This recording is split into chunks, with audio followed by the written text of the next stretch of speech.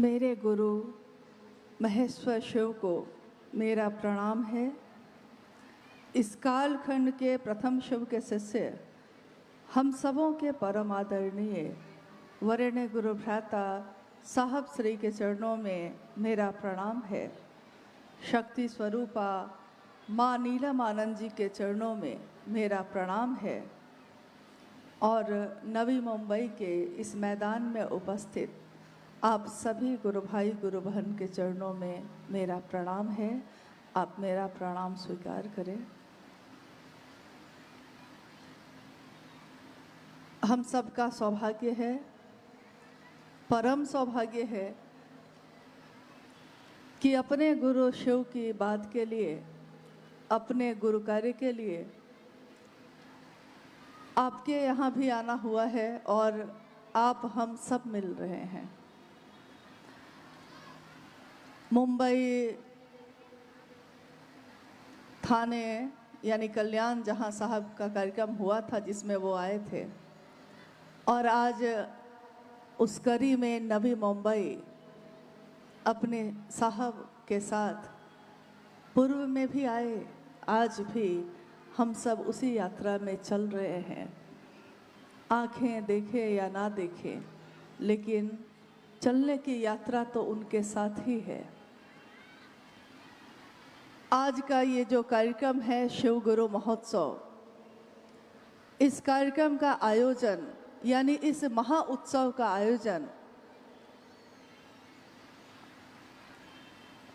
महाराष्ट्र की धरती पे सभी गुरु भाई गुरु बहनों ने अपनी सहभागिता देकर किया है। सबकी मनसा एक ही है, सबकी चाहत एक ही है।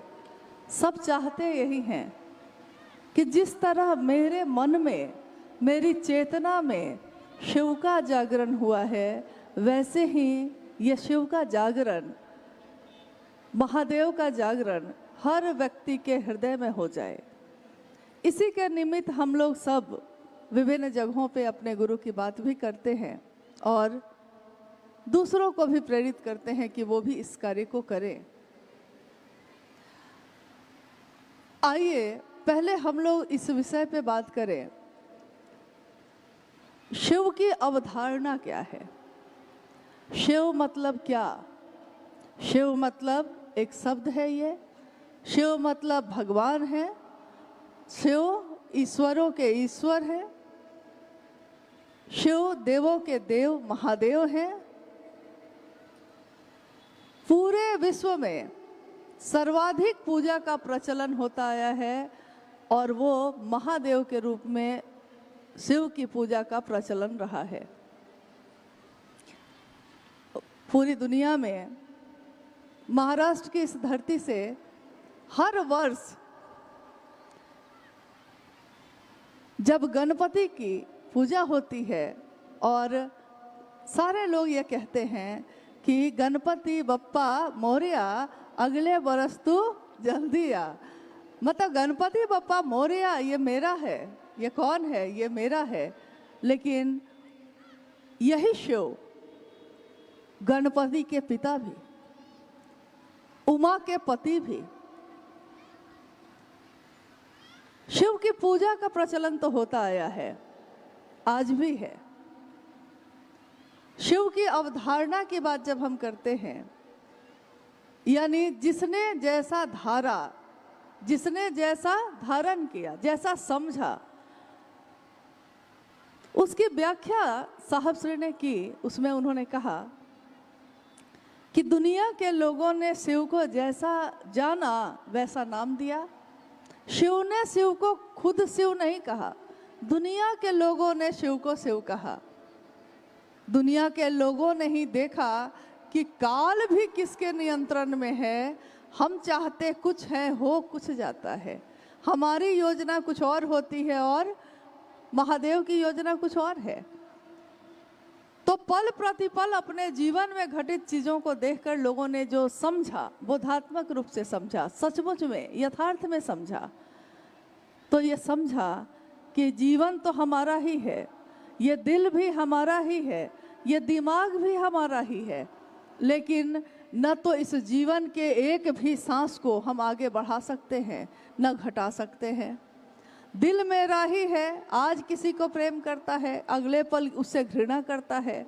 इस दिल पर भी मेरा इख्तियार नहीं। दिमाग तो मेरा ही है, मस्तिष्क तो मेरा ही है। इसमें क्या विचार अभी आएगा, कौन ठहरेगा, कौन चला जाएगा, इस पे भी हमारा कोई बस नहीं है, नियंत्रण नहीं है। ये कौन है जिसके बस में ये सारी कायनात है? ये कौन है? ये परम सत्ता, ये परम ऊर्जा का स्रोत, ये ज्ञान के निधि अगम, ये कौन है जिसकी खोज में आज सारे लोग चल तो रहे हैं लेकिन उसको पा नहीं सके? जिसने जैसा जाना। 3 अंधे जा रहे थे रास्ते पे। अंधे मतलब आंखों के अंधे भी होते हैं और जिनकी आंखें होती हैं वो भी कभी कभी नहीं देख पाते। तो आंखें हो या ना हो, लेकिन जो देख नहीं पाते उनकी यात्रा चल रही है और उसमें एक हाथी सामने से आता है। तीनों में से एक व्यक्ति उस हाथी के पांव को पकड़ लेता है और जोर से बाहों से पकड़ के कहता है कि अरे अरे, ये हाथी जो है ये खंभे जैसा है। क्योंकि उसने उस हाथी तो बहुत विशाल है, लेकिन उसने उस हाथी के पांव को पकड़ लिया। तो उसने सबको कहा कि हाथी कैसा है? तो खंभे जैसा है। दूसरे ने हाथी के कान को पकड़ा। हाथी थोड़ा झुका, उसने उसके कान को पकड़ा। कान को पकड़ा तो कहा कि ये पंखे जैसा है, सूप के आकार का, यानी बहुत बड़ा सूप हो और एकदम पंखा की तरह हिले, वैसा है। हाथी कैसा है? तो ऐसा है। एक ने उसकी सूंड को पकड़ लिया, हाथी की सूंड ने उसको लपेट लिया। उसने कहा हाथी कैसा है? तो शंकुकार है, लचीला है, अंदर से खोखला है। जिसने जैसा पकड़ा उसने वैसा ही बताया दूसरों को, उसकी व्याख्या वही कर दी, लेकिन उसके समग्र स्वरूप को कोई नहीं जान सका, संपूर्ण रूप को कोई नहीं जान सका। शिव अखंड है, शिव असीम है, शिव आदि और अंत है। शिव के बारे में हम आप इंसान हैं, अगर उस खोज में निकलते हैं तो जिसको वो महादेव जैसा दर्शन देते हैं, जिसने महादेव को जैसा जाना उसने महादेव को वही नाम दे दिया। जिसने ये समझा उसने कहा महाकाल है। जिसने ये समझा कि जीवन और मृत्यु के चक्र से कौन बचा सकता है, कौन है जिसकी आराधना करने से हम इस चक्र से निकल सकते हैं, हमारे ज्योतिष, हमारे पंडित पुरोहित, हमारे प्राचीन समय के ऋषि मुनियों ने कहा कि शिव का एक रूप है महामृत्युंजय, यानी वो आपके मृत्यु के चक्र से, आपके जन्म के चक्र से आपको निकाल सकते हैं।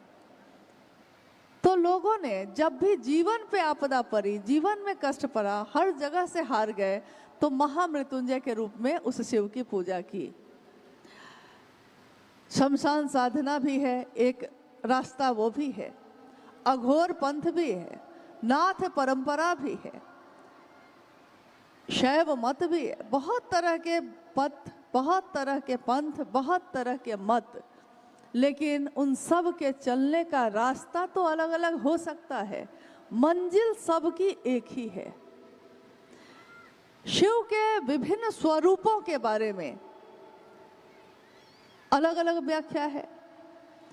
किसी में उनको कहा गया त्रयंबक, यानी 3 नेत्रों वाले। किसी में कहा गया नीलकंठ है, हलाहल विष का पान कर लिया तो कंठ नीला है, नाम पड़ गया नीलकंठ।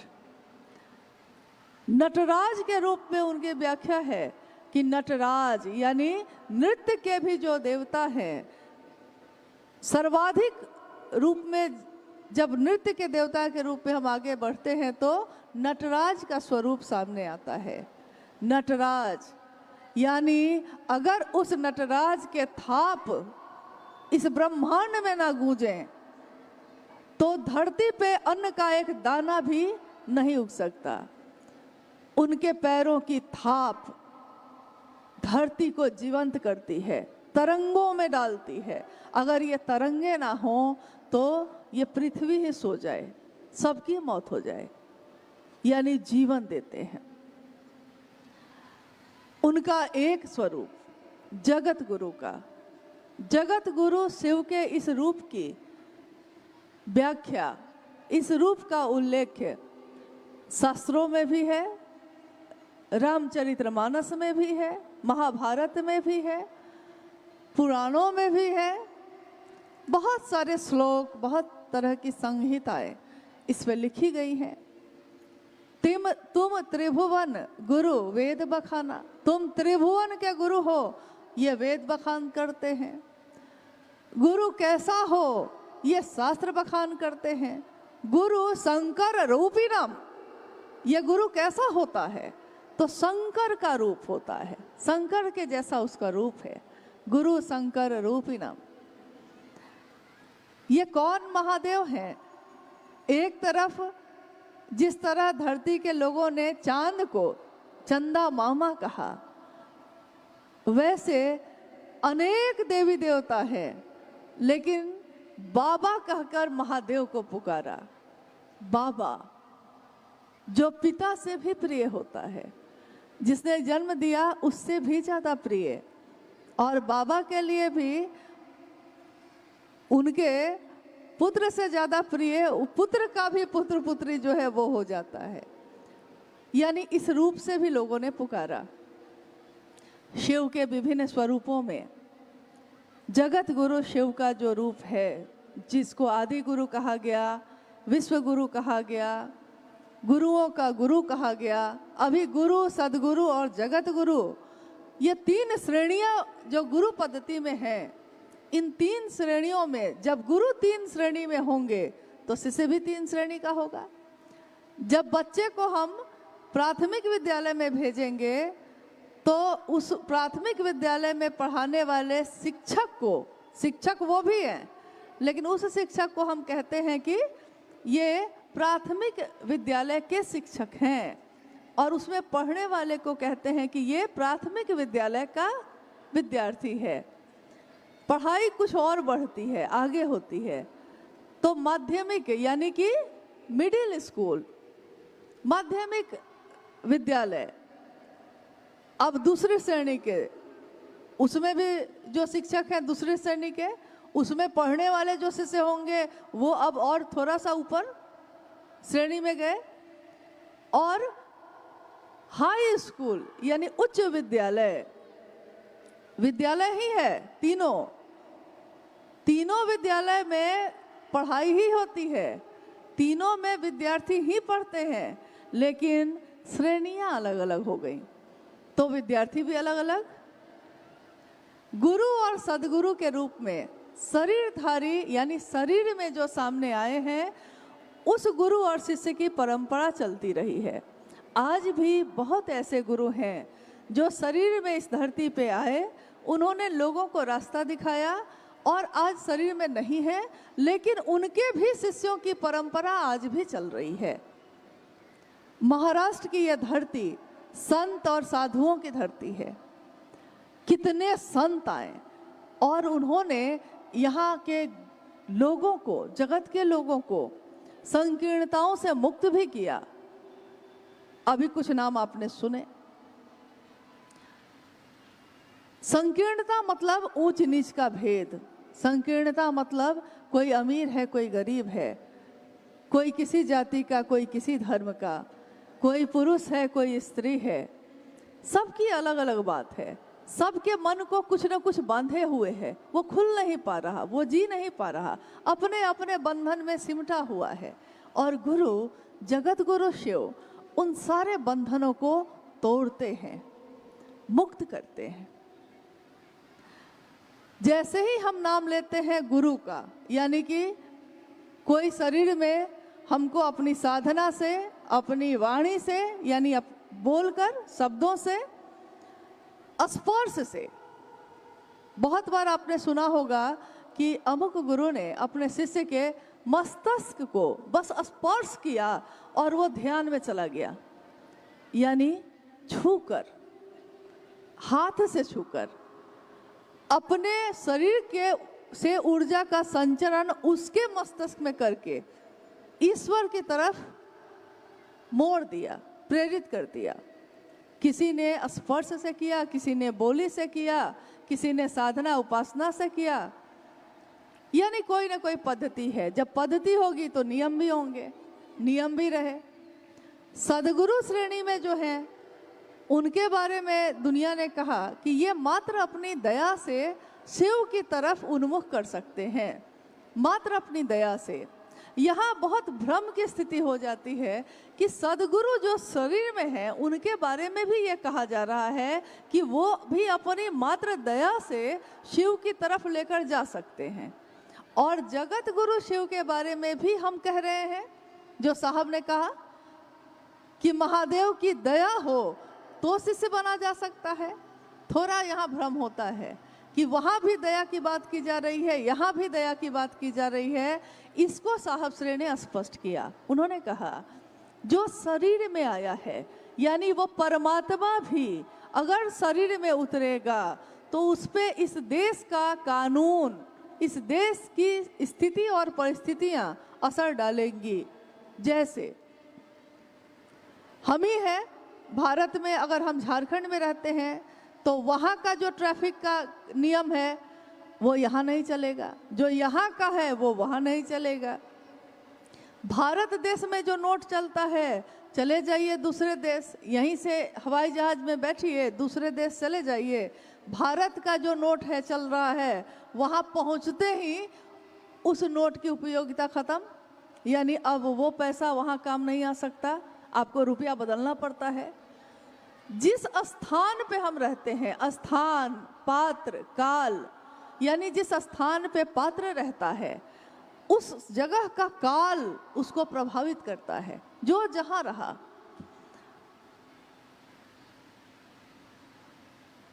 जगत गुरु शिव के बारे में साहब ने कहा कि सदगुरु भी कुछ नियम लगा सकते हैं, उनके भी कुछ पसंद नापसंद हो सकती है, लेकिन जैसे ही हम जगत गुरु शिव की बात करते हैं वहाँ अब कोई नियम काम नहीं करेगा। उन्होंने एक उदाहरण दिया। साहब ने कानून की पढ़ाई की थी तो अक्सर कानून का भी उदाहरण उन्होंने बार बार दिया है। उन्होंने कहा कि मान लीजिए किसी ने कोई ऐसा अपराध किया है कि उसको फांसी की सजा हो गई, यानी अध्यात्म की दुनिया में कहा जाता है रौ रौ नरक के भागी, इतना पाप किया है कि करोड़ों नरक भी मिलेंगे तो भी कम होगा, ऐसा पाप कर दिया है। धरती पे जघन्य अपराध का भी ज़्यादा से ज़्यादा क्या सजा है? फांसी। अगर किसी जगह किसी को अपराधी को फांसी हो गई, अब नियम के अनुसार उसको इसमें छूट नहीं मिलेगी। देश का कानून ये कहता है कि सजा हो गई है तो फांसी होगी। यहाँ एक जगह सर्वोच्च पद पे जो बैठे हैं देश के राष्ट्रपति, एक जगह छूट है। मतलब एक जगह आप अपील कर सकते हैं, आप मांग कर सकते हैं कि मैं हूं अपराधी, मुझको सजा मिली है फांसी की, लेकिन मर्सी अपील यानी दया की गुजारिश, दया की याचना कि फिर भी मुझ पे दया करके मुझको इस सजा से मुक्त कर दीजिए। और कभी कभी ऐसा हुआ है, देश के कानून में ऐसा हुआ कि कानून से परे जाकर राष्ट्रपति के तरफ से उसको माफ़ी मिली है। यानी हर जगह ऐसी एक व्यवस्था है कि जहां नियम से भी ऊपर जाकर दया मिलती है। तो जब धरती पे ऐसा हो सकता है, आध्यात्म में तो उससे बहुत ज़्यादा हो सकता है। आध्यात्म के जगत पे महागुरु महादेव के बारे में साहब ने कहा कि ब्रह्मा ने कहा माँ गौरा से, माँ उमा से, ए उमा, माँ उमा यानी गौरा, आपके जो रौरा हैं बड़े बौरहवा हैं, यानी आपके जो पति है ना महादेव बड़े बौरहवा हैं। माँ गौरा को अच्छा नहीं लगा। उन्होंने कहा मेरे पति को ऐसा क्यों कहा? उन्होंने कहा, ब्रह्मा ने, कि मुझको काम दिया नियम बनाने का, भाग्य बनाने का, मैं भाग्य बना देता हूँ, और भाग्य की रेखा जो है, भाग्य जो मैंने लिखा है, उसी के अधीन उसको भोगना होगा। लेकिन वो भी अगर, वो जीवात्मा भी अगर महादेव को पुकारने लगती है, तो आपके जो रौरा हैं वो एक भाग्य नहीं बदलते, एक रेखा नहीं मिटाते, वो पूरी की पूरी भाग्य की किताब ही बदल देते हैं। यानी अगर रो रो नरक के भागी हैं तो उबार देंगे शंभु, हे उरग उर के बल जा, गल हार लेंगे शंभु। हे उरग, तू सीने के बल जाता है, झुक के जाता है, समर्पण और एक निष्ठता में जाता है, तो महादेव गले से लगाते हैं। क्या वो जानते नहीं कि तुम्हारा तो स्वभाव है डसना? क्या महादेव नहीं जानते कि तुम्हारा स्वभाव है टेढ़ा चलना? तुम चाहो भी तो तुम सीधा नहीं चल सकते, तुम चाहो भी तो तुम अगर डसोगे तो जहर ही निकलेगा, तुम चाहो भी तो उस जहर को रोक नहीं सकते। और तब भी अगर उस स्थिति का मानव भी, उस स्थिति की जीवात्मा भी शिव के पास जाती है, महादेव उसको गले में धारित करते हैं। कलंकित चंद्रमा भी महादेव की शरण में जाता है, उसको माथे पे धारित करते हैं। इसलिए उनका एक नाम ये भी है जो चंद्र को धारित करते हैं। माँ गंगा की कथाएं आई हमारे देश में। यह कथा है कि माँ गंगा कैसे उतरी धरती पे। उस कथा में ये वर्णन आता है कि राजा भगीरथी ने तपस्या की, उनके पूर्वज जो हैं सबकी मौत हो गई, लेकिन मुक्ति नहीं मिल रही है। मुक्ति और भुक्ति यानी मोक्ष और भोग, मुक्ति नहीं मिल रही। राजा भगीरथ ने अपने पूर्वजों के मुक्ति के लिए घोर तपस्या की। तपस्या में जो उनको पता चला कि अगर माँ गंगा जो आकाश में रहती हैं, आकाश गंगा के बीच बहती हैं, वो अगर धरती पे उतर जाए और उनके जल के स्पर्श से मेरे पूर्वजों का उद्धार हो जाएगा। राजा भगीरथ ने दृढ़ संकल्प लेकर साधना प्रारंभ की, तपस्या प्रारंभ की। एक दिन ऐसा भी आया जब माँ गंगा प्रकट हुई। उन्होंने कहा, क्या चाहिए?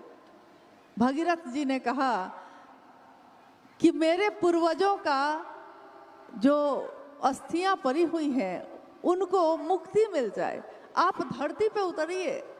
माँ गंगा ने कहा कि मेरा प्रवाह यानी मेरा तेज, मेरी गति इतनी तेज है कि अगर धरती पे उतरी तो यह धरती ही बह जाएगी। फिर तुम्हारे पूर्वजों का उद्धार होगा कैसे? क्योंकि मेरी जो चोट है, मेरी जो लहर है, मेरा जो प्रवाह है, वो फिर धरती थाम ही नहीं सकेगी। अब क्या करें राजा भगीरथ? जब सब जगह से हम ठोकर खाते हैं, जब सब जगह से हम हार जाते हैं, तब हम शिव की दया का आश्रय लेते हैं। तो उस दिन राजा भगीरथ ने भी शिव की आराधना की। महादेव करुणावतारम प्रकट हुए। उन्होंने कहा, क्या बात है, बोलो। इन्होंने अपनी सारी कथा कह डाली। महादेव ने कहा कि बस इतनी सी बात है, बोलो मेरी जटाओं में उतर जाए। माँ गंगा को जाओ और बोलो कि उतरना ही है ना, मेरी जटाओं में उतर जाए। अपने भीषण प्रवाह के साथ गंगा गरजती हुई उतरी, शिव की जटाओं में समाती ही चली गई। और शिव ने, कथा है ये, हम लोग ये नहीं कह रहे हैं कि ऐसा हुआ कि नहीं हुआ। जो कथा है, कथाएं प्रतीक हैं, चीजें प्रतीक हैं। गीत भजन भी कुछ सिखाते हैं, किसी की बात भी कुछ सिखाती है, कोई कथा भी बहुत कुछ सिखाती है, कथा ही है। महादेव ने अपनी जटाओं में उस गंगा के तेज को इस तरह से समा लिया तो लगा जैसे कभी कोई गंगा थी ही नहीं, गंगा को समेट लिया। अब राजा भगीरथ फिर परेशान हो गए। उन्होंने कहा, महादेव ये क्या किया? उतारा तो आप सुनते तो बहुत करीब से हैं, समझते क्यों नहीं हैं? गंगा को उतारना था, लेकिन धरती पे आपने तो सारा का सारा अपनी जटाओं में उतार लिया। महादेव ने जटा को थोड़ा सा हटाया और गंगा की पतली धार धरती के तरफ चली। सारा आवेश शांत हो चुका था, सारा तेज धीमा हो गया था और मधुर गति से, सुंदर प्रवाह से कल कल बहती वो गंगा धरती पे उतरी, ताकि धरती उनके तेज को संभाल सके। तब जाकर उनके पूर्वजों का उद्धार हुआ। अब आप कहिएगा, ये तो शिव चर्चा है, इसमें आपने इतनी कथा क्यों सुना दी? क्योंकि कथाओं का प्रचलन रहा है, लेकिन शिव चर्चा में तो शिव की चर्चा होती है। मैंने ये उदाहरण इसलिए दिया ताकि हम समझ सकें कि इस धरती पे जिनके बारे में हम अभी बात कर रहे थे कि स्वागत है हे युग पुरुष तुम्हारा, तुमने जमी पे शिव गुरु को उतारा। राजा भगीरथ ने माँ गंगा को उतारा था, तो आज तक धरती उनका गुणगान करती है। और हमारे वरेण्य गुरु भ्राता साहब श्री ने महादेव को जो दिखाई नहीं देते, जिनका एहसास ये धरती करती है, उस महादेव को हमने देखा नहीं।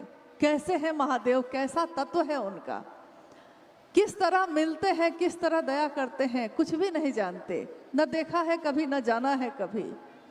उस महादेव से जिनसे मिलने के लिए घोर तपस्या करनी पड़ती थी, महादेव के बारे में लोगों ने कहा कि और सबसे मिलना आसान है, उनसे मिलना कठिन है। उस महादेव को साहब श्री ने ये 3 सूत्रों के माध्यम से ऐसा जमी पे उतारा कि जमी पे ही नहीं, हर दिल में उतरे वो। और उतरे भी तो किस तरह, धीमी धीमी गति से उतरे कि हम उनको ग्रहण कर सकें, क्योंकि शिव का तेज हम ग्रहण नहीं कर सकते। जब एक गंगा का तेज ये धरती नहीं सहन कर सकती, तो शिव की ऊर्जा, शिव का तेज हमारे आपके जैसे मानव कैसे ग्रहण कर पाएंगे? तो उन्होंने एक शरीर का अवलंब लिया, अवलंबन, यानी शिव की ऊर्जा जिस मानव शरीर का सहारा लेकर, जिसका अवलंबन करके उतरती है, वो धरती के लोगों ने देखा कि साहब श्री हरिनानंद जी के जीवन में क्या क्या घटनाएं हुई।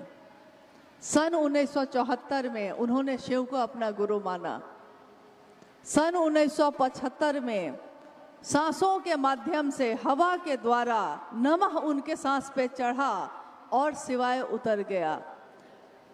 शिव का प्राण मंत्र है ये नमः शिवाय।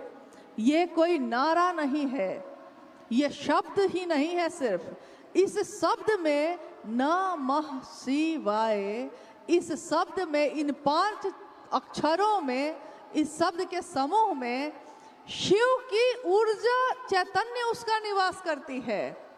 शिव का चैतन्य यानी स्वयं शिव की ऊर्जा ही प्रभावित हो रही है उसमें, और उसको सांसों पे चढ़ाकर उतार लेते हैं हम और आप, सब के सब अजपाजप विधि से शिव को प्रणाम करते हैं। हे शिव, आपको मेरा प्रणाम है।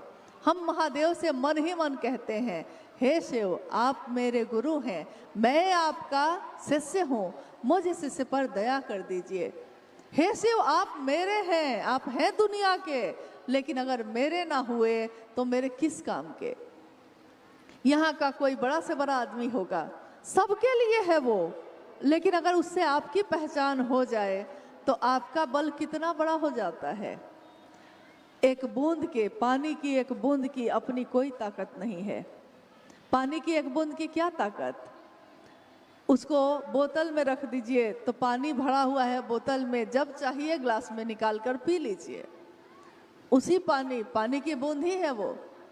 किसी नदी में बहती है तो नदी की ताकत हो जाती है, और जब समंदर में ज्वार भाटा उगता है वही पानी की बूंद उसमें मिली है, लेकिन अब उसमें इतनी ताकत है कि वो शहर का शहर भी डुबो सकती है।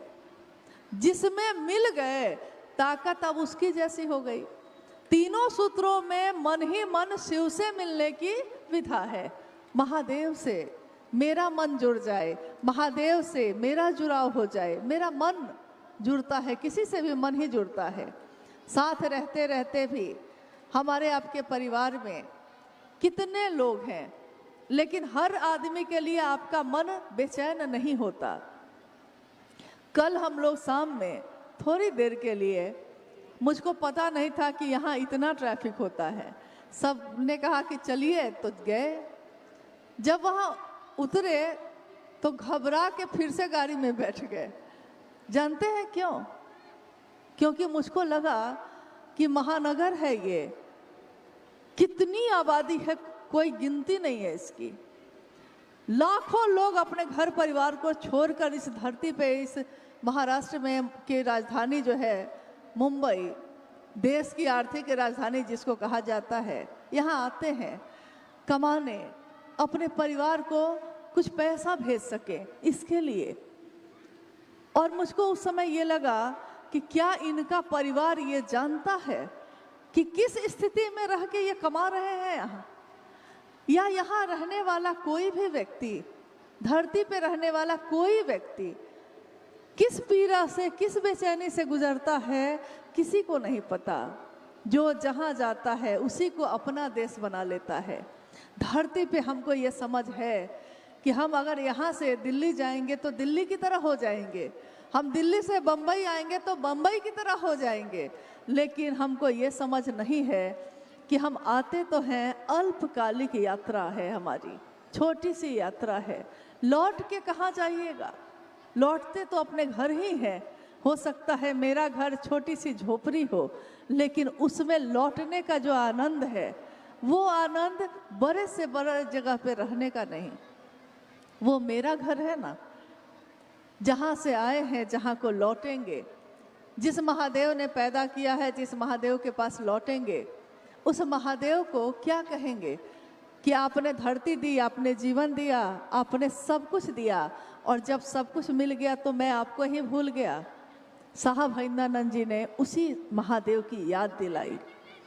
उन्होंने उस ऊर्जा का संचरण जो उनके द्वारा इस धरती पे हुआ, उसको हमारे आपके जैसे जीवात्माओं तक, जो हम ग्रहण कर सकते थे, जो हम समझ सकते थे, जो हम अपने अंदर धारित कर सकते थे, उस तरह से उतारा।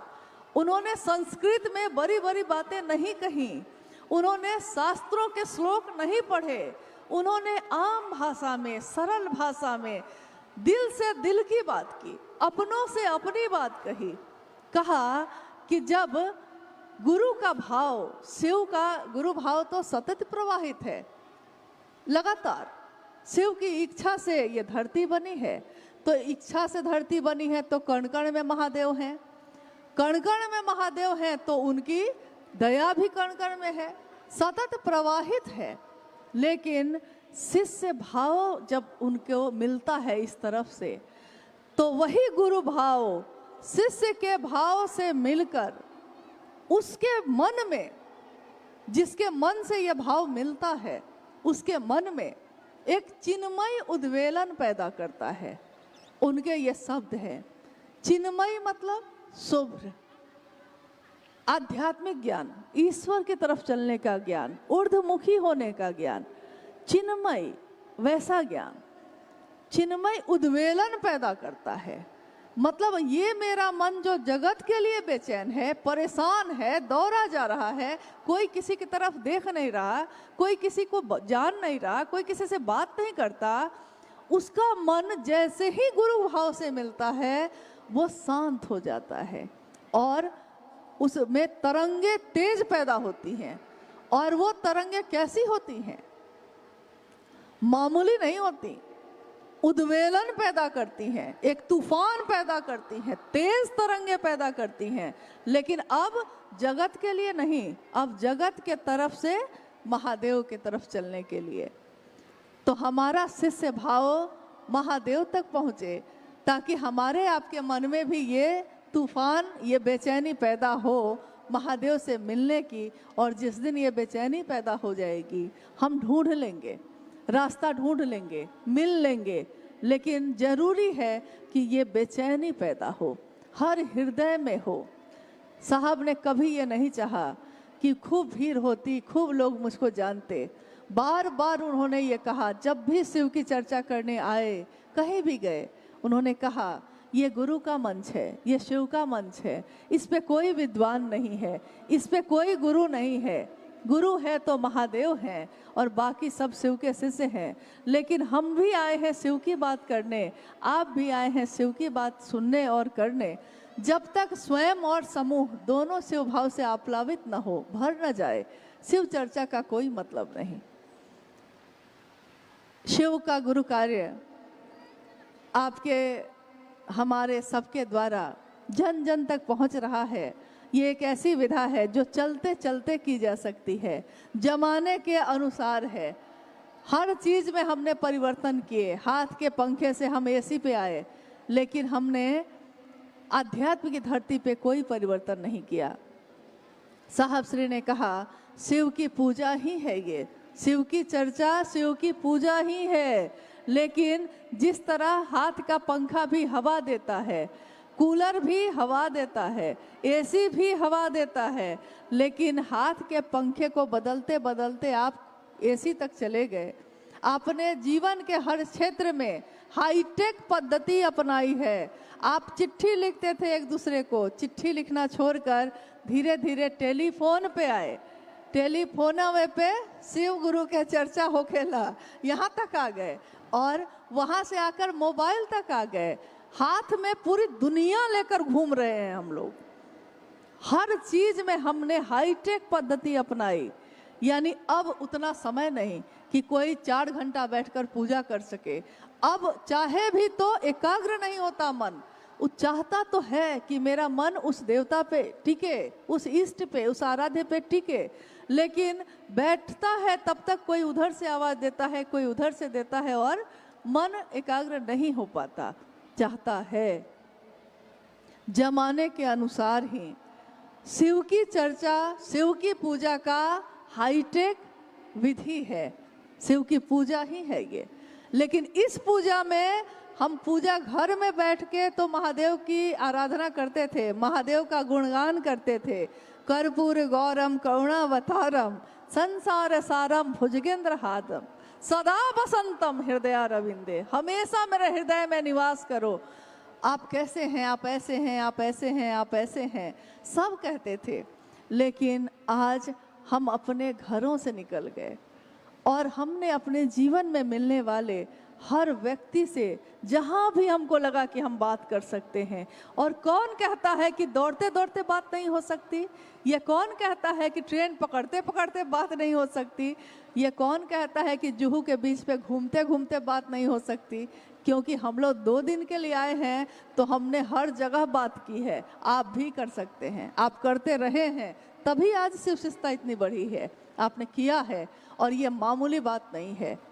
शांत और समय मिले तब कोई अगर काम करता है तो वो तो कोई भी कर लेगा। लेकिन बेचैनी में, शोरगुल में, चारों तरफ कोलाहल मचा हो, लोग दौड़े जा रहे हों, कोई किसी की तरफ देखता तक नहीं, सालों साल से जिस फ्लैट में रहते हैं नीचे कौन रहता है मालूम नहीं, वैसा जीवन जीते हुए भी अगर महादेव याद आते हैं, साहब हरिनानंद जी ने कहा है कि उसकी नींद में भी शिव अवस्थित होते हैं। शिव उसको भुला नहीं सके, शिव को वो भूल नहीं सका। वो जीवन जीने के लिए दौड़ रहा है, लेकिन महादेव तो उसका जीवन ही बन गए। ऐसी जगह पे आपने इतना किया है, मामूली बात नहीं है। आइए हम लोग कुछ जिज्ञासाओं पे बात करते हैं। जिज्ञासाएं आई हैं? आई। जिज्ञासा है शिव शिष्य बनना और दोनों में क्या अंतर है। साहब कहते हैं कि शिव शिष्य होकर व्यक्ति के लौकिक पारलौकिक मनोरथ स्वतः पूर्ण होते हैं। कृपया समझाया जाए। शिव शिष्य बनना, शिव शिष्य होना, दोनों में क्या अंतर है। बनना यानी कोशिश कर रहे हैं आप बनने की, होना यानी कि हो गए हैं, यही है। बनने की कोशिश कर रहे हैं और हो चुके अब। यानी कि कभी कभी आपने देखा होगा कि हाँ वो जाने वाला है स्कूल, बच्चा मेरा, यानी विद्यार्थी बनने वाला है, बना नहीं है। जिस दिन स्कूल जाने लगता है तो कहते हैं कि विद्यार्थी बन गया, यानी स्कूल अब जाने लगा। पहले तो जाने की तैयारी कर रहा था, कोशिश कर रहा था, एडमिशन होगा तब ना, क्लास शुरू होगा तब ना, जाने लगा। शिव से बनना यानी बनने की कोशिश करना। कोशिश करने के लिए हम सहारा लेते हैं। कोई काम करने की कोशिश जब करते हैं तो उसके लिए कुछ मदद लेते हैं, दूसरों से मदद लेते हैं, खुद इच्छा करते हैं, खुद ज्ञान लेते हैं, उस पर क्रिया करते हैं, तब हम उस स्थिति में पहुंच पाते हैं। और जिस दिन हमारा मन महादेव पे टिक जाता है, यानी अगर एक थर्मामीटर हम शरीर में लगाते हैं अपना बुखार देखने के लिए, बुखार कितना है शरीर में। साहब श्री ने कहा कि शिव शिष्यों के लिए ये भी एक थर्मामीटर है कि आप शिव शिष्य हुए कि नहीं हुए, बने कि नहीं, हो गए हैं कि नहीं।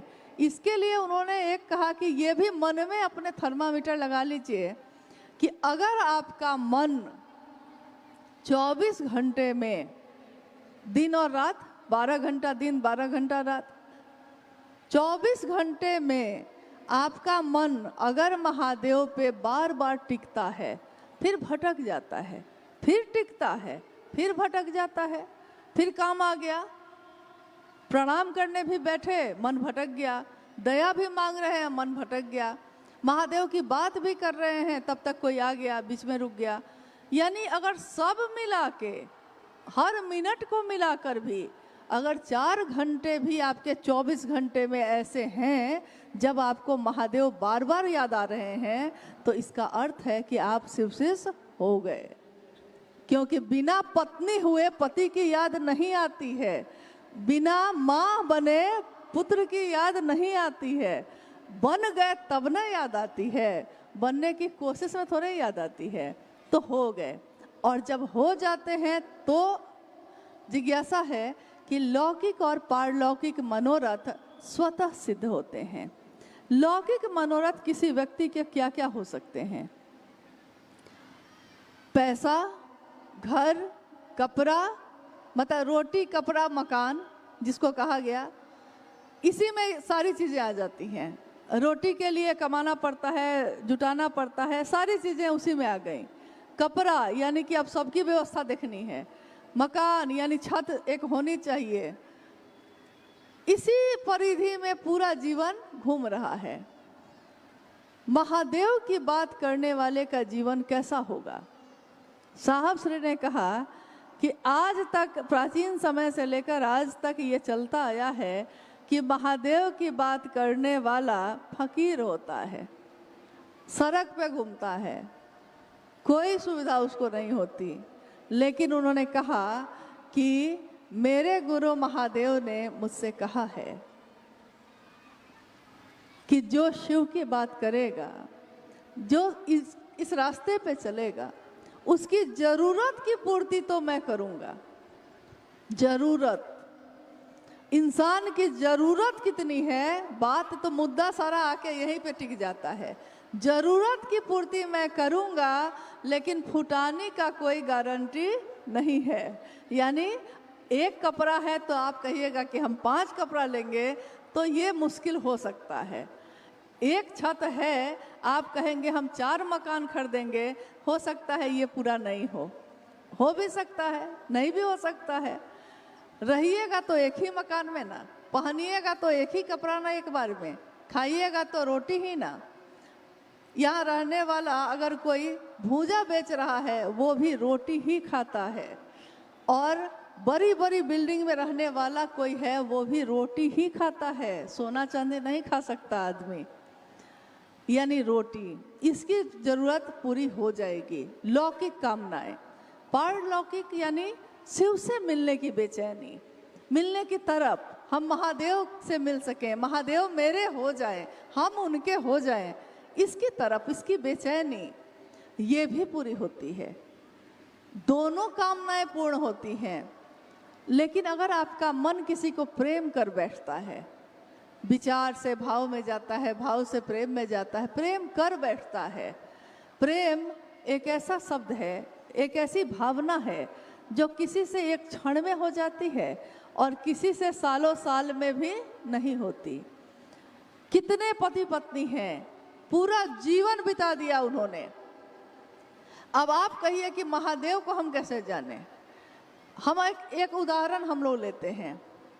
पति और पत्नी से ज़्यादा नज़दीक का रिश्ता शरीर से किसी से नहीं होता, लेकिन पत्नी पति के उसी रूप को देख पाती है जितना वो दिखा पाता है, दिखाना चाहता है। पति भी पत्नी के उतने ही चीज़ को जान पाता है जितना वो दिखाती है, लेकिन उसके मन में क्या चलता है, वो अभी सुखी है कि दुखी है, उसका मन अभी पीड़ा में है कि वो हंस रही है, ये वो भी नहीं जान पाता, क्योंकि मन से मन का मिलन हुआ ही नहीं। तो सालों साल क्या, पूरा जीवन बिता दिया आपने उस रिश्ते के साथ, लेकिन पत्नी की पीड़ा आप नहीं समझ पाए और पति की परेशानी पत्नी नहीं समझ पाई। साथ तो है। जिस बच्चे को जन्म दिया है आपने, आप ही के शरीर से पैदा हुआ है वो, लेकिन उस बच्चे को क्या पीड़ा है माँ नहीं समझ पाती। आभास होता है उसको, लेकिन वो न बताए तो पता भी नहीं चलता। वो हंसता रहता है, माँ सोचती है खुश है, प्रसन्न है। गांव से फोन आता है, ठीक है ना आप कहते हैं अरे हमको क्या दिक्कत है, लेकिन उसको नहीं पता कि उस समय वो व्यक्ति फुटपाथ पे खड़ा होके कड़ी धूप में भूजा बेच रहा है, उसको नहीं पता।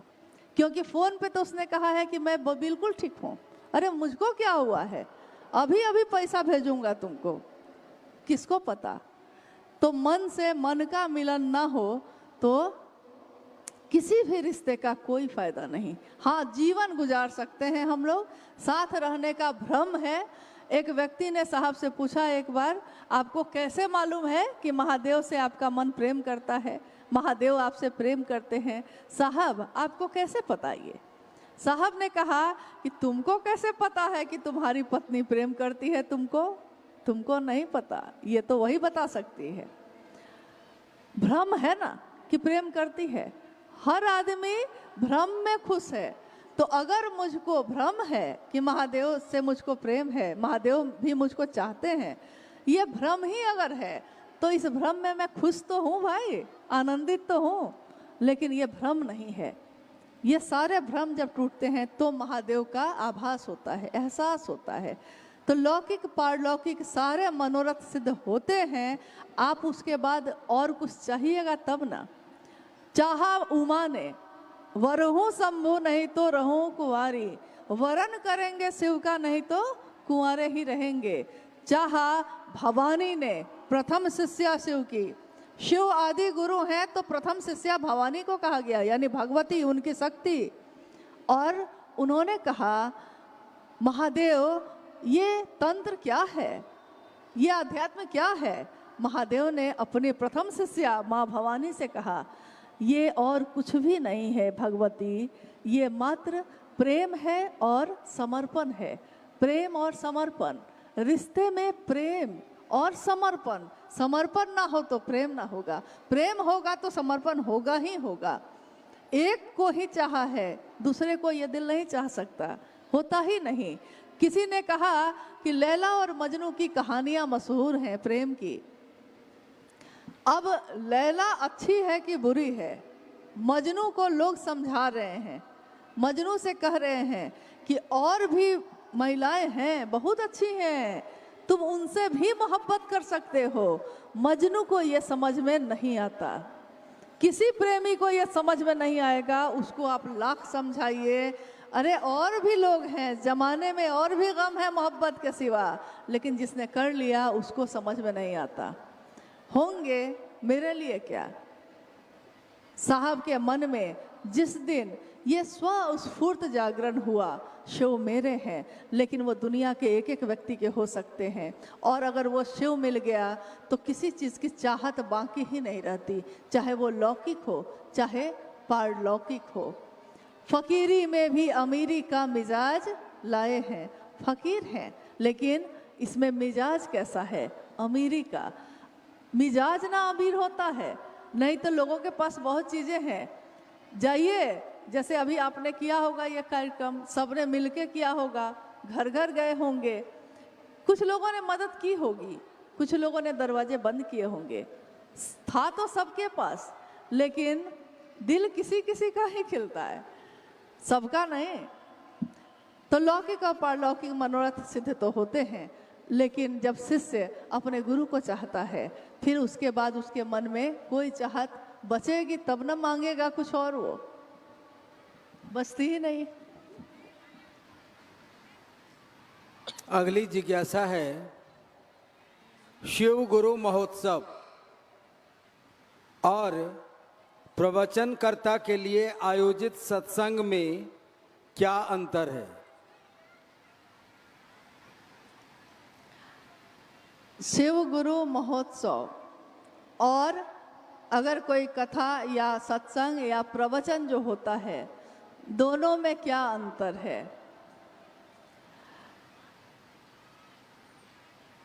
आप बोधात्मक पूछिएगा तो मुझको नहीं पता। बोधात्मक मतलब ये होता है कि जिसको मेरे मन ने जान के समझा हो, उससे गुजर के तब समझा हो, आग से हाथ को जलाया हो तब समझे हो। क्योंकि जब जीवन में आगे बढ़े और महादेव गुरु के रूप में मिले, तो महादेव की बात के सिवा कुछ और जाना ही नहीं, कहीं और गए ही नहीं, तो मालूम ही नहीं है। लेकिन जगत में जो चलता है, जो चीज़ें होती हैं, कथाओं का आयोजन होता है, प्रवचन का आयोजन होता है, सत्संग का आयोजन होता है, सुंदर चीज़ें हैं, अच्छी हैं, मानव के मन को ईश्वर की तरफ ले जाती हैं थोड़ी देर के लिए, लेकिन थोड़ी देर के लिए।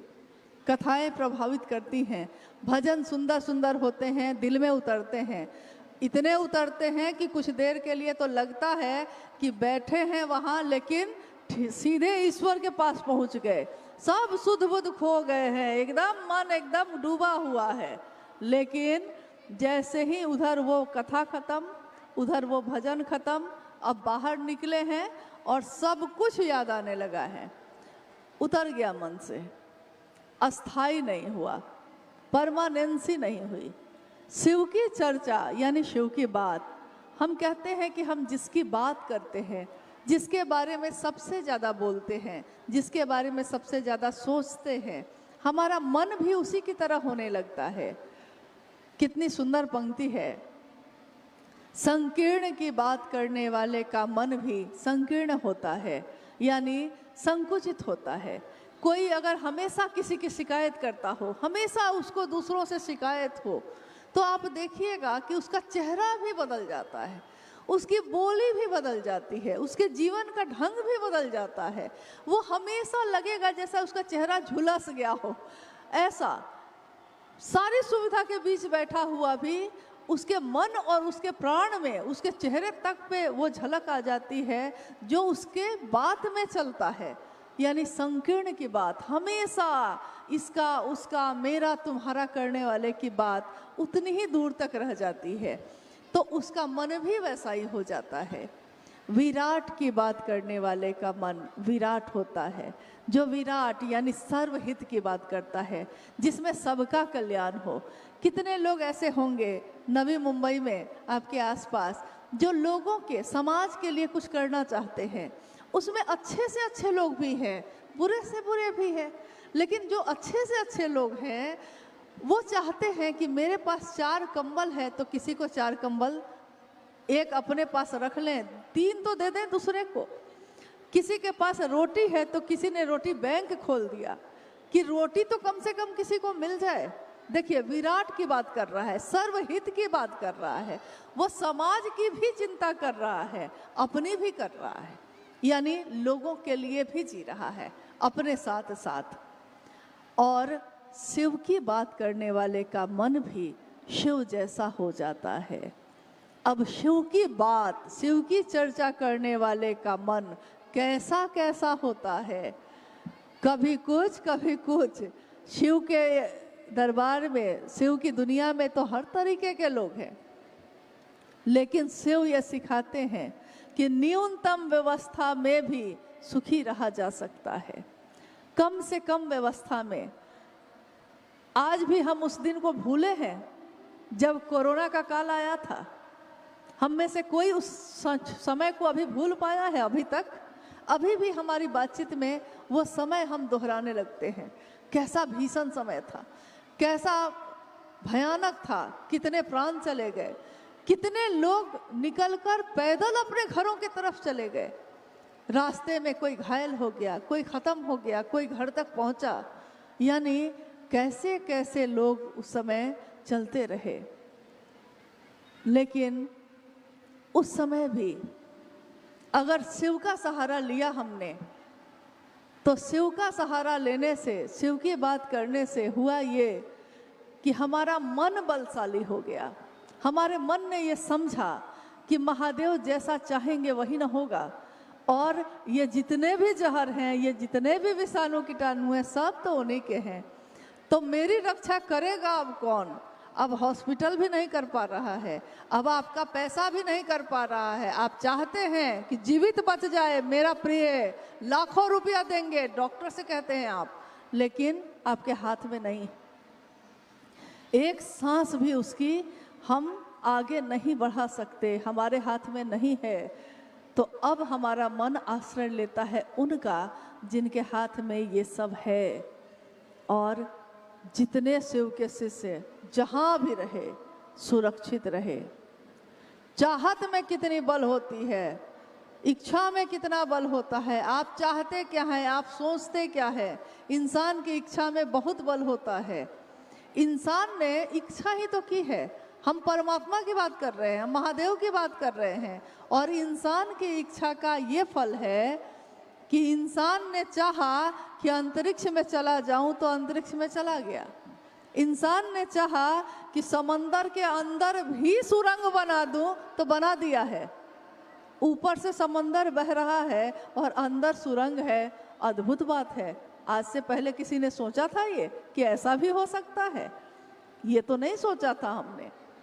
पहाड़ है और पहाड़ के बीच से सुरंग बन गया, ये किसने सोचा था कि कैसे हो सकता है? ये इंसान की इच्छा में जब इतना बल है कि जो चीज़ें असंभव लगती है वो मूर्त हो जाती हैं, तो महादेव की इच्छा में कितना बल होगा।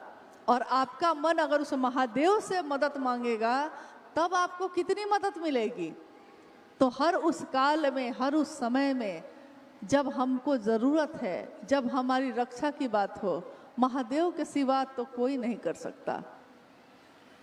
महादेव से मन से जुड़ाव करने की विधा है, उनसे जुड़िए, क्योंकि उनकी इच्छा में बल है। उन्होंने चाहा है। शिव आज जगत में आए। एक दिन शिव ने चाहा था, एको हम बहुत श्याम, मैं एक हूँ अनेक हो जाऊं। आज उन्होंने चाहा है, मैं अनेक हूँ एक हो जाऊं, यानी सब शिव के जैसे हो जाएं, शिव जैसे, शिव ही हो जाएं। वो जीवात्मा ही है, क्षणिक जीवन है, 70-80 साल का जीवन है, लेकिन उस जीवन में शिव उतर जाएं। ये शिव ने चाहा, तो उनकी इच्छा में बल है। और आज जो चीज़ आपको असंभव लगता है, आज लगता है कि कोई सुनेगा, कोई बनेगा, कोई होगा, और आज जो आपने हवा में सोचा है, किसी ने हवा में सोचा होगा ताजमहल बनाऊंगा, किसी ने हवा में, मन में सोचा होगा उस दिन कि गेटवे ऑफ इंडिया बनाऊंगा। उस दिन गेटवे ऑफ इंडिया यहाँ धरती पे नहीं बना होगा, पहले उसके मन में बना होगा। इसके लिए उसने उस इच्छा पे वो ठहरा होगा, उसने इसके लिए ज्ञान लिया होगा, उसने इसके लिए क्रिया काम किया होगा, और तब मूर्त रूप सामने आया होगा। इसीलिए संसार में ऐसा कुछ भी नहीं है जो आप चाहिए और ना हो। कीम न सिद्धते भूतले, इस भूतल पे ऐसा कुछ भी नहीं है जो आप महादेव की इच्छा से चाहिए और ना हो। महादेव ने चाहा है तो होगा ही होगा। महादेव ने चाहा है सब शिव बने तो बनेंगे ही बनेंगे। हाँ, इस बनने में थोड़ा समय तो लगेगा। नहीं, चारों तरफ अगर कचरा हो तो सफाई करने में समय लगता है कि नहीं? इसी मैदान में जहाँ हम आप बैठे हैं अभी, शिव की चर्चा में क्या अंतर है सुन लीजिए। अभी आपने पूछा है यही। शिव की चर्चा में, आयोजन में मजदूर लगा के काम नहीं किए जाते। शिव की चर्चा के आयोजन में इस मैदान को, एक एक कचरे को किसने चुना है? आज हम आप बैठे हैं साफ सुथरे जगह पे। आपने पता किया है कि किसने किया है इस जगह को इतना साफ? आपके ही गुरु भाई गुरु बहनों ने। किसने सजाया आज के लिए? आपके ही गुरु भाई गुरु बहनों ने। पैसे लगे होंगे, व्यवस्था है, पंडाल पंच लगा होगा। किसी से आपने 5 लाख 10 लाख मांग लिए क्या? नहीं, आपने 1 रुपया 5 रुपया 10 रुपया आपस में इकट्ठा किया। अपने ही गुरु भाई गुरु बहन ने, अपने गुरु भाई गुरु बहन ने। ये बात तो पहले नहीं थी भाई साहब।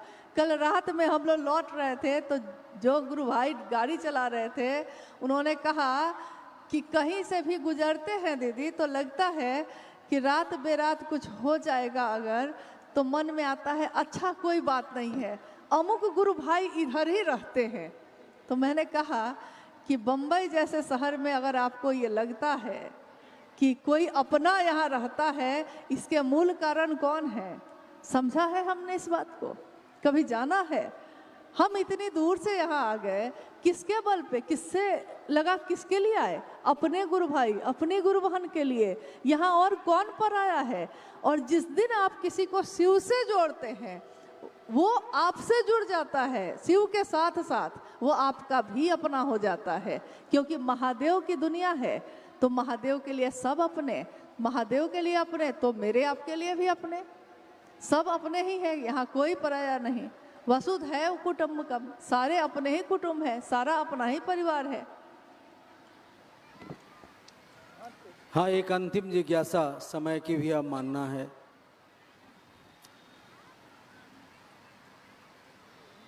और ये जिज्ञासा बहुत सारे गुरु भाई गुरु बहनों ने भेजा है एक साथ।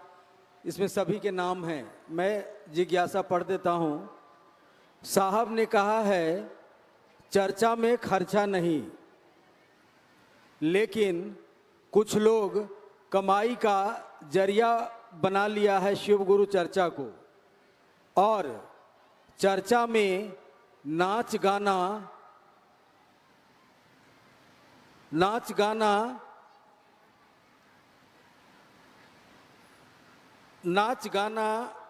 करके पैसा लेते हैं। देखिए, क्या ये उचित है? हाँ, जिज्ञासा आई है तो लगता है कि होता होगा ऐसा। अभी जितने लोग हम लोग यहाँ बैठे हैं, आप में से, चूंकि देखिए महादेव के साथ हम लोग बैठे हैं, महादेव और साहब दीदी की उपस्थिति में बैठे हैं। अपना ही घर है, अपने ही लोग हैं, क्या छिपाना है? तो क्या आप में से किसी ने ऐसा किया है? क्योंकि जिज्ञासा आई है तो हुआ होगा, अनजाने में किया होगा, नहीं जानने के कारण भी कर देते हैं बहुत लोग। चर्चा में क्या बोलना चाहिए नहीं जानते, इसलिए कुछ नहीं समझ में आता है तो भजन करने लगते हैं। नहीं जानते हैं इसलिए, कुछ नहीं समझ में आया है तो नृत्य करने लगते हैं। नहीं जानने के कारण भी ऐसा हो सकता है। लेकिन अगर जानते हुए करते हैं, अनजाने में हुआ है कुछ, देखिए हत्या 2 तरह से होती है। एक होती है गैर इरादतन हत्या और एक होती है इरादतन हत्या। मतलब एक में बेल मिल जाता है, गैर इरादतन यानी आपका इरादा नहीं था, दुर्घटना हो गई, गलती से हो गया, और आपने सोच सोच के समझ के अच्छी तरह तब किया है, तो दोनों की सजा में भी अंतर होता है। ये तो मालूम होगा, थोड़ा थोड़ा कानून तो सबको ही जानते हैं, तो ये तो मालूम होगा। तो अगर गैर इरादतन किया है तब तो महादेव माफ़ी करेंगे, और वो चाहेंगे कि आप सही चीज़ को समझिए। शिव चर्चा तमाशा नहीं है, शिव चर्चा किसी के लिए पेशा नहीं है, उसका बिजनेस नहीं है। शिव की चर्चा जीवन है, जीवन जीने की कला है। हम अपने जीवन को जीने के लिए काम करते हैं। कोई मजदूरी करता है, कोई फैक्ट्री में काम करता है, कोई किसी जगह का मालिक है। जीवन को जीने के लिए सब अलग अलग काम करते हैं, लेकिन जिसको वो अपना बना लेते हैं उसका व्यापार नहीं करते। जो आपका बेटा है, कभी आपने सोचा है उसका व्यापार करने का? कभी नहीं सोचा होगा। जो आपका अपना है आप उसका व्यापार करते हैं।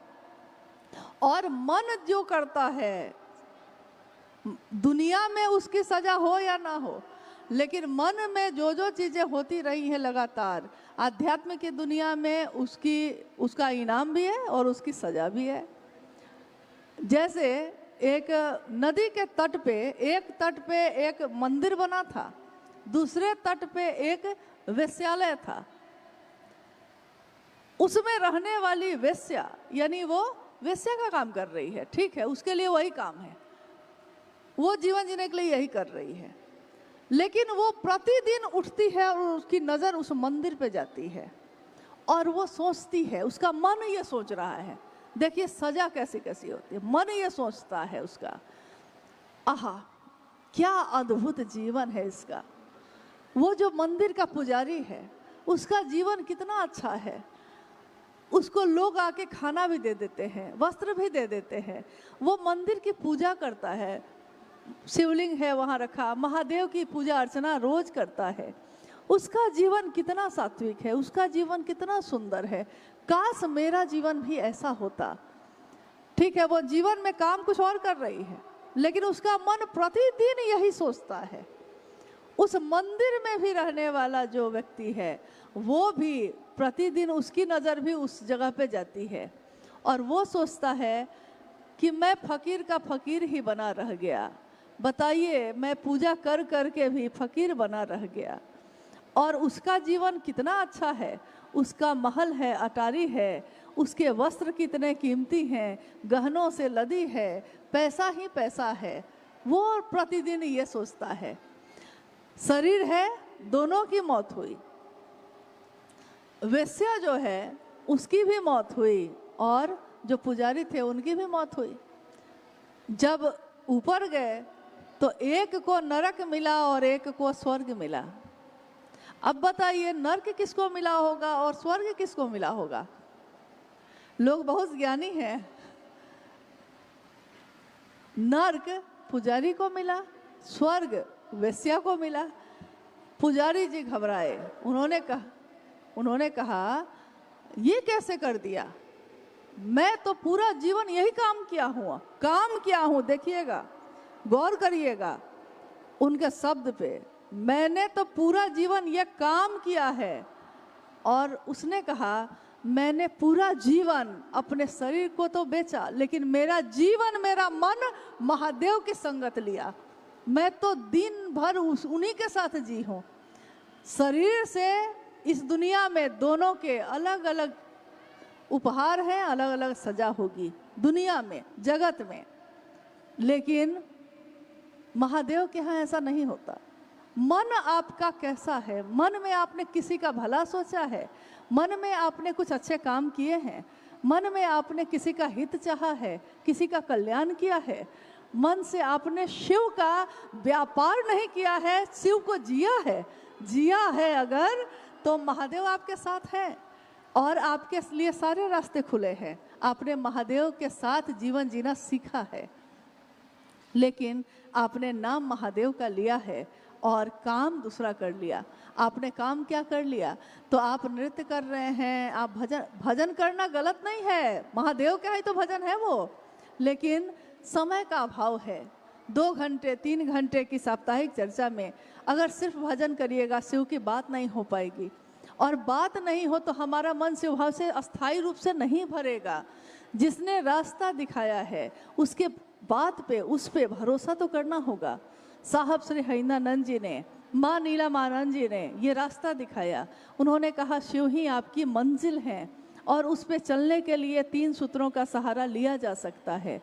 तो उन्हीं की बात पे भरोसा करके स्व अनुशासन में ही ना चलना होगा। गरिमा रखनी होगी कि नहीं, महादेव की गरिमा, मेरे शिव की गरिमा। नृत्य नहीं करते क्या हम? भसान में सब कोई नाचते गाते जाते हैं, क्या दिक्कत है उसमें? लेकिन जहाँ के लिए जो चीज़ें शोभा देती हैं हमको वहाँ वही काम करना चाहिए। हम लोग अनुरोध कर सकते हैं, बाकी आप स्वतंत्र हैं, आपका जीवन है, आप उसको कैसे लेके जाना चाहते हैं। गुरु तो महादेव है ना, नियम तो हम लोग नहीं बना सकते। लेकिन अगर नियम बनाए होते साहब ने तो शायद लागू हो जाते। उन्होंने कहा कि महादेव गुरु हैं, महादेव ही कोई नियम बनाएंगे। महादेव नियम नहीं बना रहे, क्यों? क्योंकि करोड़ों नरक में पड़ी जीवात्मा को, अंधेरे से अंधेरे में पड़ी जीवात्मा को भी शिव प्रकाश में ला सकते हैं। मेरा अनुरोध है, कृपया अपने महादेव के लिए, अपने साहब दीदी के लिए, साहब ने हम सबको सब कुछ दिया ही दिया है, उन साहब के लिए हम बदले में क्या कर सकते हैं? अभी एक गुरु भाई जो थोड़ी देर पहले गा रहे थे कि तेरे एहसान का बदला चुकाया जा नहीं सकता, प्यार इतना किया तूने भुलाया जा नहीं सकता। उन्होंने प्यार किया है हम सबों को, कभी नफरत नहीं की। हम सब ने क्या क्या ना किया। शिव चर्चाओं में क्या आज ऐसा हुआ? पहले भी तो हुआ, इससे ज़्यादा चीज़ें हुई, लेकिन उन्होंने सबको गले से लगाया, सबका परिमार्जन चाहा, सबको शिव जैसा देखना चाहा। उनसे ज़्यादा अपना हमारा और कोई नहीं, जो हमारा शुभ सोचता है, जो हमारा हित देखता है। तो कम से कम उनके बताए मार्ग पे, उनके अनुसार चलने की कोशिश करिए। शिव का नाम लेकर इस काम को मत करिए। और आपके द्वारा की हुई शिव की बात में बहुत ताकत है। आप नहीं जानते कि किसके जीवन में आपने क्या दिया है, ये कभी उससे पूछिए तो वो बताता है। कितने लोग ऐसे हैं जिनको आप हंसते मुस्कुराते देखते हैं, अकेले में बैठिए कभी उनके साथ, पूछिए तो कि क्या कभी पीड़ा से गुजरा है। और उसके गम को, उसकी पीड़ा को जब सुनिएगा तो आपको लगेगा कि इसके सामने मेरा दुख तो कुछ है ही नहीं। लेकिन आज वो हंस रहा है, मुस्कुरा रहा है, इसलिए क्योंकि साहब अगर ना होते, उन्होंने महादेव की शिष्यता ना दी होती, तो अगर वो साहब और महादेव की शिष्यता हमारे जीवन में न उतरी होती, हम कब के थक चुके होते, हम कब के हार चुके होते। उन्होंने जीवन जीना सिखाया, सिर झुका के नहीं, सिर उठा के, रो के नहीं, आंसू बहा के नहीं, मुस्कुरा के। कहते हैं कि इस रास्ते पे चलने वालों के पैरों में छाले होंगे लेकिन होठों पे मुस्कुराहट होगी, दिल में पीड़ा होगी लेकिन जमाने को वो अमृत देगा, महादेव ही देगा। तो जो हमने पाया है वही दूसरों को देने की कोशिश भी करिएगा। शिव को पाया है, शिव को दीजिए। बाकी चीज़ें जगत में आपकी इच्छा है, आपका घर है, आपका पूजा घर है, आपके परिवार हैं, आपके रिश्तेदार हैं, आप बाकी के जीवन में क्या करते हैं इससे न महादेव को मतलब न हम लोग को। लेकिन कम से कम महादेव के घेरे में जब रहिए तो जो साहब हरिंद्रानंद जी ने कहा है, समझाया है, उनके अनुसार चलिए। उसमें परिणाम है, उसमें हमारा कल्याण है, परिणाम है। करने को तो सारे काम सबको ही करते हैं, हर काम का परिणाम वही नहीं होता, अलग अलग हो जाते हैं। मनसा अलग है तो परिणाम भी अलग होते हैं, काम तो एक ही होता है। मनसा किसी को सुंदर भोजन कराने की है, चावल दाल चोखा बनाया है आपने, लेकिन उसमें भी बड़ा स्वाद होता है। कोई किसी को बड़ी बेमन से, बड़ी करवाहट के साथ कोई आ गया है तो आपने उसके लिए भी भोजन बनाया है। भोजन तो दोनों बने, लेकिन उस भोजन में स्वाद नहीं, उस भोजन में जीवन नहीं है।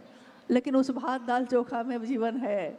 तो मनसा क्या है, उसका प्रभाव हमारे हर काम पे पड़ता है, हमारे जीवन के हर पल पे पड़ता है।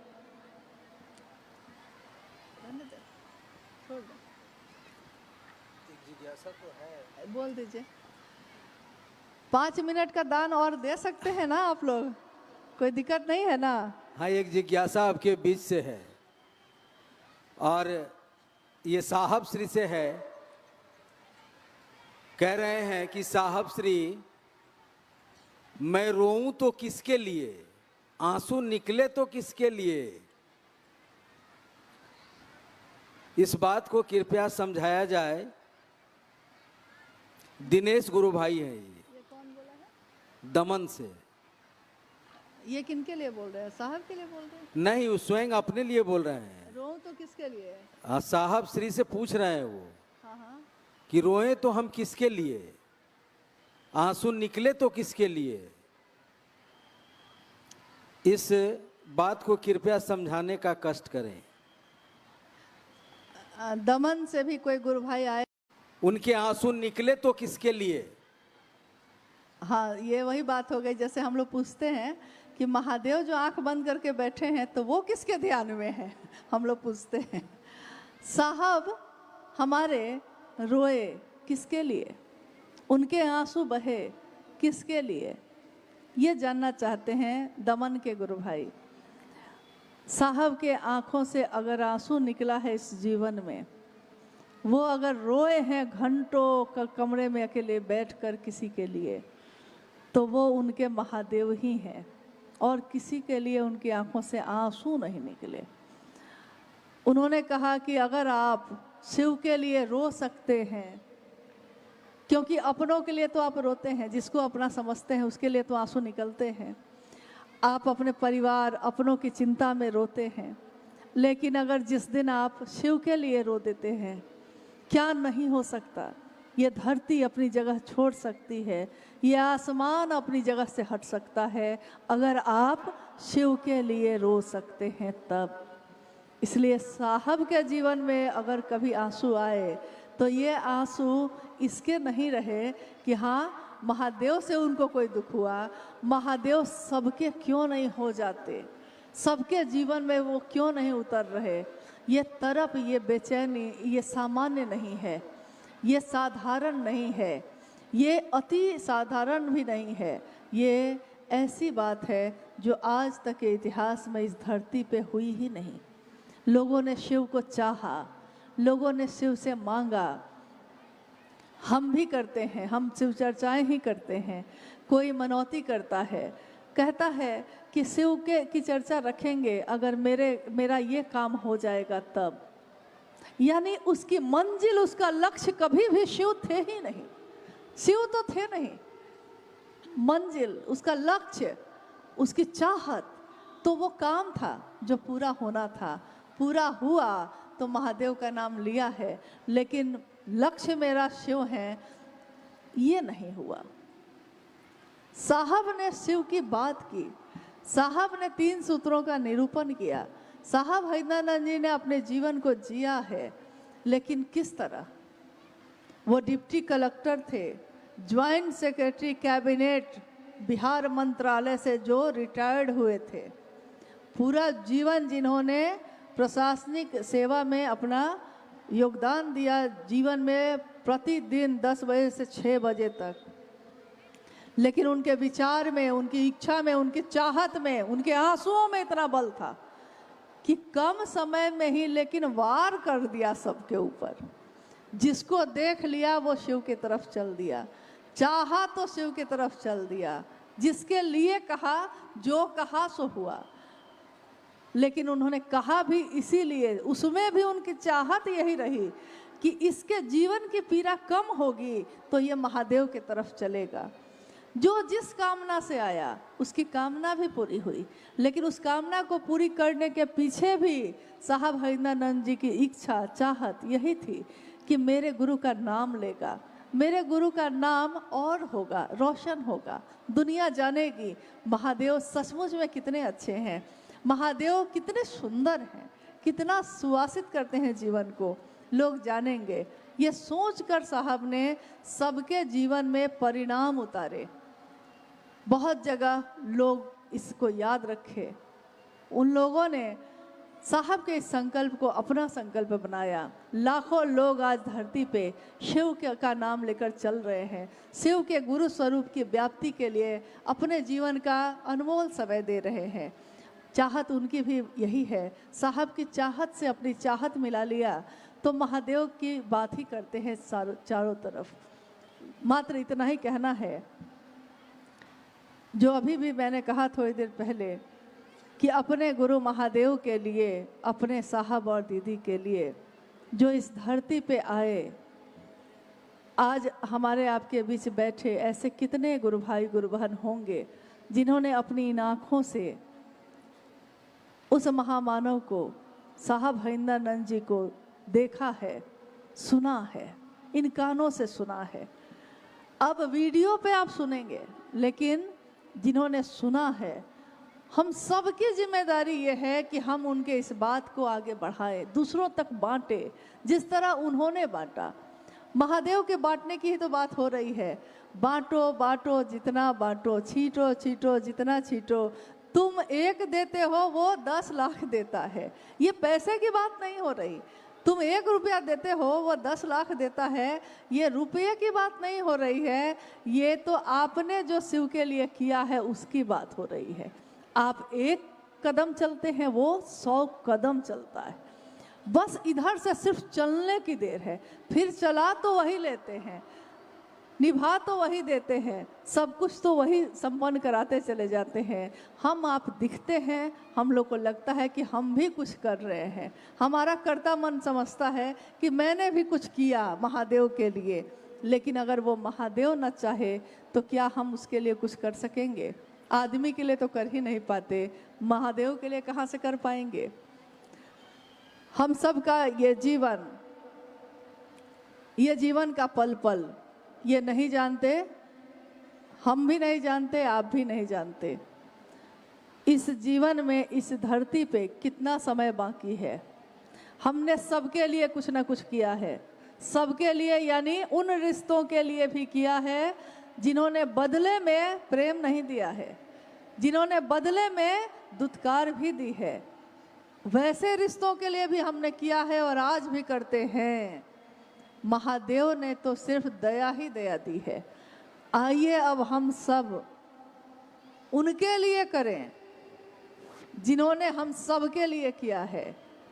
और उन्होंने कहा है कि आओ चलें शिव की ओर, तो आइए हम सब चलते हैं उस शिव की ओर। और अगर शिव की तरफ चलेंगे तो पता हो जाएगा ना कि मंजिल कहाँ है। आपको अगर पता हो कि मंजिल कहाँ है तो रास्ते में बहुत चीज़ें आती हैं, लेकिन आप उन रास्तों में उन चीज़ों पे रुकते नहीं हैं। आपको अगर पता है कि हमको जाना कहाँ है, आप कभी कोई नाला सुपारा से चला होगा, कोई डोंबिवली से चला होगा, लेकिन गोरेगांव से भी चलने वाले को पता था ना आज कि कहाँ जाना है, मंजिल पता थी ना, एड्रेस पता था ना। तो आप रास्ते में ट्रेन लिए होंगे, पैदल चले होंगे, ऑटो लिए होंगे, कैब लिए होंगे, लेकिन अलग अलग जगह से आए हुए, अलग अलग साधन का प्रयोग करने वाले लोगों को भी पता था आज की इस यात्रा का कहाँ जाना है हमको। साहब ने हमको आपको उस शिव का ही पता दे दिया। कहा जीवन की मंजिल वही है, इस जीवन से गुजर जाना है। गुजरा हूँ, बाजार से गुजरा हूँ, खरीदार नहीं हूँ। बाजार से गुजरने वाला हर आदमी खरीदने के लिए नहीं रुकता। तो साहब ने कहा कि माना कि चारों तरफ सुंदरता है, हरियाली है, भांति भांति के फूल खिले हैं, बहुत चीज़ें हैं देखने को, लेकिन मैं कैसे रुकूं, मैं कैसे देखने के लिए ठहर जाऊं, क्योंकि मीलों, अभी मीलों मुझको जाना है। मेरी मंजिल अभी दूर है, आपकी भी मंजिल दूर है। आप चाहें तो क्षण में पहुंच जाइए और चाहें तो पूरा जीवन भी लग जाएगा, तो बोलते तो रहेंगे, पहुंच नहीं सकेंगे। मंजिल याद रहे हमेशा, और जब मंजिल याद रहेगी तो उस मंजिल तक पहुंचाने वाला तो अपने आप याद रहता है, यानी साहब और दीदी। क्या हम लोग उनको भूल सकते हैं? क्या इस जीवन में, क्या हमारे आने वाली पीढ़ी को भी, हमारे बच्चे भी जिन्होंने शायद उनको इस शरीर में नहीं देखा होगा, लेकिन क्या वो भी आज साहब और दीदी का साक्षात्कार नहीं कर रहे? क्या वो मन से नहीं मिल रहे? गौरी जो यहाँ बैठी है, अभी वहाँ बैठे हुए, उसने कहा कि महादेव से कैसे मिला जाता है। मैंने कहा तुम अपने बाबा से आज कैसे मिलती हो? इसने इसे कहा कि मन ही मन मिलती हूँ, हर पल मिलती हूँ, मन में ही रहते हैं हमेशा। तो मैंने कहा वैसे ही महादेव से भी मिला जाता है, जैसे तुम अपने बाबा से मिलती हो वैसे ही हम दुनिया के रहने वाले लोग महादेव जो हमारा बाबा है वही गुरु भी है, उस गुरु से भी हम वैसे ही मिलते हैं, मन से, हमेशा, हर पल, हर जगह, हर घड़ी। तो आंसू बहाइए तो महादेव के लिए, हंसिए तो महादेव के लिए, और बात करिए तो महादेव के लिए। और यही निवेदन है कि दोनों चीज़ें सामने आपके हैं, फूल भी और गंदगी भी। बैठना आप कहाँ चाहते हैं, जाना कहाँ चाहते हैं, ये तो आपको तय करना होगा। तो मंजिल महादेव खुद हैं, गति भी वही हैं, गंतव्य भी वही हैं, गुरु भी वही हैं, और चलाने वाले भी वही हैं। आप सबने इतनी मेहनत से इस आयोजन को किया है, आप इतने दूर से आए हैं, और यहाँ की यात्रा कितनी कठिन है। 2 दिन में मेरा मन ये कहने लगा कि मुझको कोई कह दे तो मैं भाग जाऊँ यहाँ से, लेकिन धन्य है आप लोग सब कोई, क्योंकि इस कठिन जीवन को जीते हुए आपने महादेव की बात की है, मामूली बात नहीं है। ये महादेव की दया, ये साहब दीदी के आशीर्वाद के बिना हो ही नहीं सकता। आप सभी के चरणों में प्रणाम है। आज के लिए हम सब विदा लेते हैं और मिलते रहेंगे हमेशा अपने महादेव के लिए, अपने साहब दीदी के लिए। आप सभी के चरणों में प्रणाम।